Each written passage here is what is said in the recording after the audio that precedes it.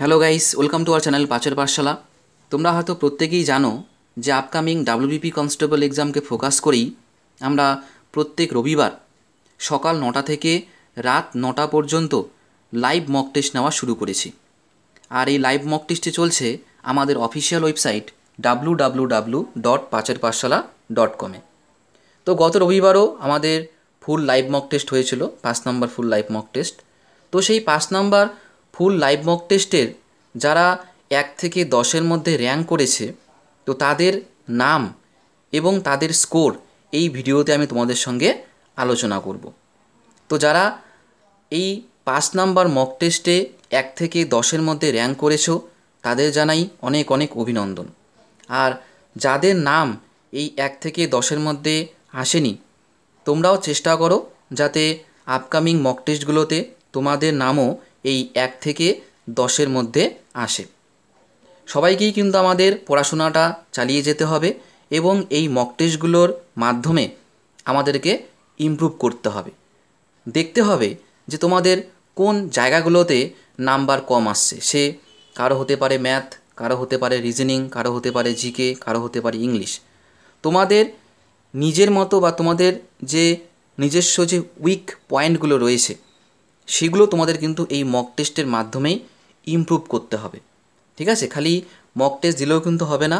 Mock test দেওয়ার পরে যখন আমাদের রেজাল্টটা যখন পাবলিক হয় রাত 10টার সময়, তখন তোমরা সেখানে নিচে সলিউশন দেওয়া থাকে। ঠিক আছে, তো তোমরা সেখান থেকে দেখবে যে কোন জায়গাগুলোতে তোমাদের নেগেটিভ মার্কিং হচ্ছে। তো সেই জায়গাগুলোকে ধরে ধরে তোমাদের কিন্তু ইমপ্রুভ করতে হবে। তাতে করে আপকামিং মক টেস্টগুলোতে তোমাদের নাম্বার আরও কিন্তু বেশি করে আসবে। বোঝা গেল?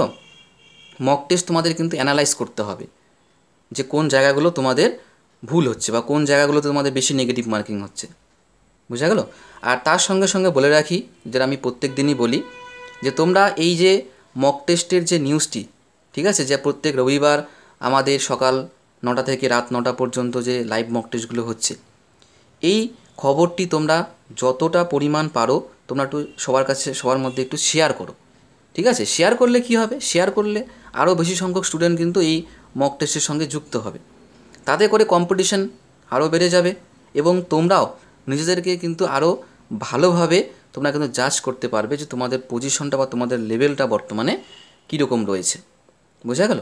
আর যদি এই মক টেস্ট দিতে কারো কোনো প্রবলেম হয়, যদি কোনো পাসওয়ার্ডের সমস্যা হয়, তো তোমরা অবশ্যই আমাদের সঙ্গে যোগাযোগ করবে। যোগাযোগ করলে আমি সেটার কিন্তু সমাধান তোমাদের সঙ্গে আমি করে দেবো। ঠিক আছে, তো দেখো, তো আর সময় নষ্ট করছি না আমি। তো এই যে 5 নম্বর যে ফুল মক টেস্ট, এই মক টেস্টের যে আজকে 1 থেকে 10-এর মধ্যে যারা র্যাঙ্ক করেছে তাদের নাম এবং স্কোর এখন আমি তোমাদের সঙ্গে আলোচনা করব। তো দেখো, 5 নম্বর ফুল মক টেস্টে এবার প্রথম স্থানে রয়েছে তুফান ঘোষ। তুফান ঘোষ পেয়েছে এবার 64 নম্বর। দ্বিতীয় স্থানে রয়েছে সৌমেন রায়। সৌমেন পেয়েছে 63.75 নম্বর। ঠিক আছে, খুব একটা কিন্তু বেশি ডিফারেন্স কিন্তু না। র্যাঙ্ক 1 এবং র্যাঙ্ক 2 এদের মধ্যে ডিফারেন্স হচ্ছে মাত্র 0.25। 3 নম্বর পজিশনে রয়েছে চন্দন বর্মন। চন্দন পেয়েছে 56.50। 4 নম্বরে রয়েছে কৃষ্ণেন্দু সেনাপতি। কৃষ্ণেন্দু পেয়েছে 55.75 নম্বর। 5 নম্বর এবার র্যাঙ্ক করেছে সুব্রত রায়। সুব্রত পেয়েছে 55.50 নম্বর। তারপরে 6 নম্বরে রয়েছে মৃণাল বসুনিয়া। মৃণাল বসুনিয়া পেয়েছে 53.50 নম্বর। 7 নম্বরে রয়েছে প্রবীর কুমার মণ্ডল। প্রবীর পেয়েছে 50.25 নম্বর। মুক্তা বর্মন পেয়েছে 49.25 নম্বর। এবং 9 নম্বরে রয়েছে শচীন রায়। শচীন পেয়েছে 48.50 নম্বর। আর 10 নম্বরে রয়েছে মিঠু রায়। মিঠু রায় পেয়েছে হচ্ছে 44.50 নম্বর। তো এটা কিন্তু আমরা আলোচনা করলাম আমাদের 5 নম্বর ফুল মক টেস্টের রেজাল্ট নিয়ে, যেখানে 1 থেকে 10-এর মধ্যে যারা র্যাঙ্ক করেছে তাদের নাম এবং নাম্বার আমি আলোচনা করলাম।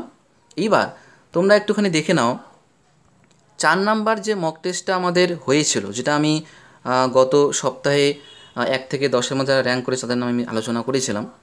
তো এই যে 4 নাম্বার মক টেস্টে কিন্তু প্রথম স্থানে ছিল শিবম সরকার, যে পেয়েছিল 72।